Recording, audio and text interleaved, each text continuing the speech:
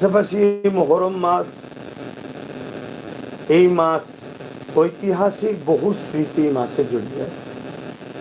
কিন্তু এই মাসকে আমরা সব স্মৃতি মনে থাকার পাশাপাশি হযরতে ইমামে হুসাইন পাক রাদিয়াল্লাহু তাআলা তিনার যে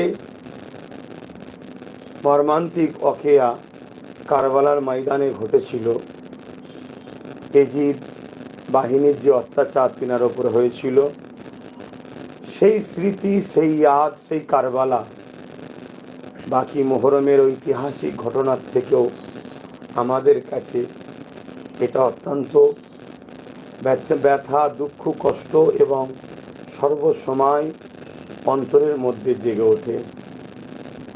তাই এই পবিত্র মাস, এই দুঃখ বেদনার ভরা কারবালার অকিয়ার মাস এবং নানা দিনকে ইমামে হুসাইন পাক আলাইহিমুসসালাম যেভাবে উম্মতের জন্য, নানা দিনের জন্য জালিম স্বৈরাচারী এজিদ বাহিনীর কাছে মাথা নত না করে, বায়াত না হয়ে হকের পক্ষে যে দাঁড়িয়ে আমাদেরকে মেসেজ দিয়েছে, সেই মেসেজ আমাদেরকে বুকে করে নিয়ে যুগে যুগে এগিয়ে যেতে হবে।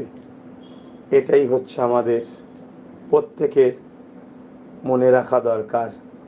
তা আসুন, সময় খুব ব্যস্তর মধ্যে, আমি আজকের জুম্মাতেও বহুত ক্লান্ত হয়ে গেছি। একভাবে দীর্ঘক্ষণ মানুষের সঙ্গে কথাবার্তা, এমনি জুম্মার দিনটা বড় কষ্ট থাকে।